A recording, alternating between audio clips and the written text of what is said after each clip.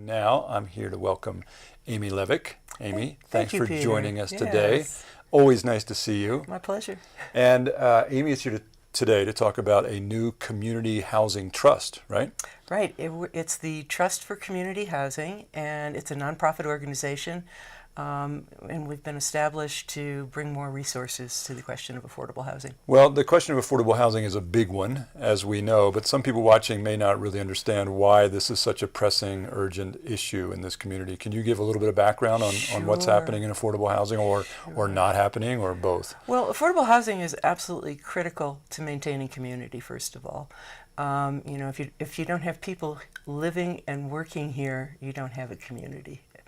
And so there's been a lot of housing lost and a lot of people who are without housing. And that affects not only community, but it affects the economic health of the region. It affects everything that goes on here. And so maybe even taking it one step back farther than that, the reason that it's difficult is because this is such a high-cost environment. It's a high-cost environment. It's a very desirable environment, and I think, like other places in the country, that are desirable places to be, there's a lot of competition for housing. So a small, relatively upscale resort in the mountains, Isolated. It's inherent that your cost of living is going to be higher, but your wages aren't necessarily commensurate with that higher cost of living. They're not, and that's another problem. Another problem. But we're not getting into that problem. But it seems to me that, especially, I know more about the town of Telluride. I don't know as much about the town of Mountain Village, but it appears to me that both towns are making pretty good concerted efforts to increase the available inventory of affordable housing. Is that true? That's very true. The town of Telluride, I'm not going to give you precise numbers, but has built several projects or is in the process of building projects that will add to the inventory of housing. Mountain Village has done the same, and I know they've got some projects coming online, and then the town of Telluride and San Miguel County are also going to be cooperating on a new project in the near future. And so how will this new organization that you're heading up, right? How will this new organization interface with the local governments, and how do you see it benefiting them or aiding them in this quest for additional affordable housing?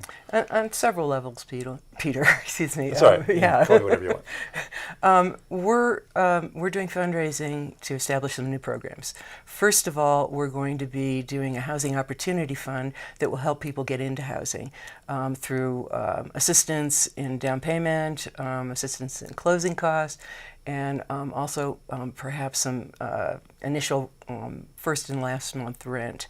So that'll be coming up. But then we also are working on land banking, purchasing more land for future projects.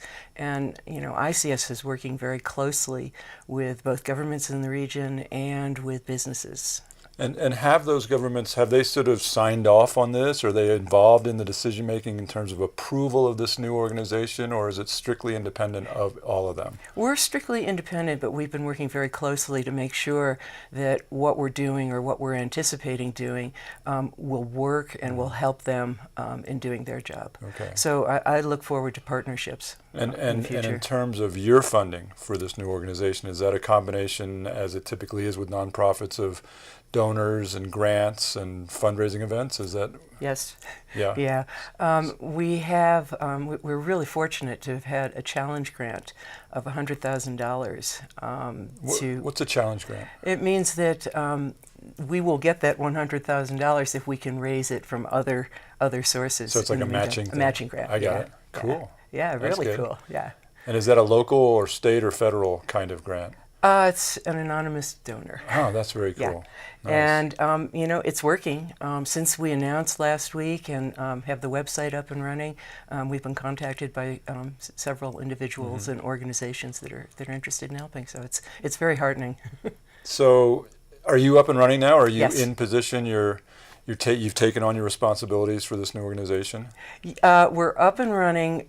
We still have some work to do on the Housing Opportunity Fund as far as putting together some of the criteria. Right. But we're definitely fundraising for it. Well, cool. And that's why we announced it, because we intend to be there for people. Congratulations. Thank you. Good for you. Thank you. And before we go, anything else you want to talk about this new housing trust? You're welcome to. I was going to ask you a little bit about times going by, because you've occupied so many different roles and positions here in Telluride. But tell us first about anything else you'd like us to know about the Community Housing Trust. Well, one thing I want to emphasize is that we're a grassroots organization, and we welcome donations of all levels. $5 up to $100,000 and greater, depending on what we're doing. We want to be as inclusive as possible, and we definitely welcome people's ideas on how to go about that.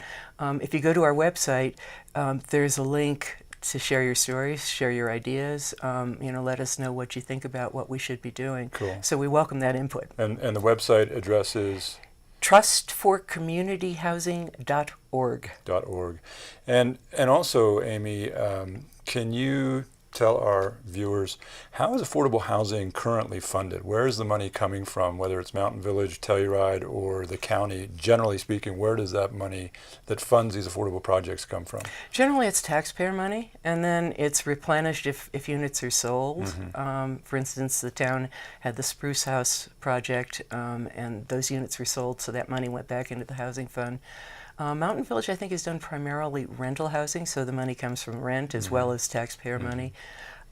We're looking at being primarily privately funded, which is a big difference. I don't think that there is any outlet for people who are interested in being involved with affordable housing, to do donations or to otherwise be involved. So that's what's different about our organization. And so if you raise, when you raise, I'll say, that's right, a lot of money and contribute it to this cause, do you then have a voice in which projects and how those projects are developed, or do you simply forward that money through to the governments? We intend to look at all the different options of getting housing built. If it makes sense to partner with government, great, we'll do that. If it makes sense to work with a private developer, there are a lot of developers out there that I hadn't thought of that. Yeah, and then also, I see a role for businesses. Perhaps we can partner with a single or several businesses to make things happen for their employees. Okay, cool. Yeah. Well, I think we're actually probably out of time, but we will have you back again to talk about Amy Levek and times gone by here in Telluride, because as I said before, you've occupied a lot of different important roles, and we'd love to catch up with all that history someday. Oh my gosh, sure, okay, Right, thanks, so hold Peter. your breath.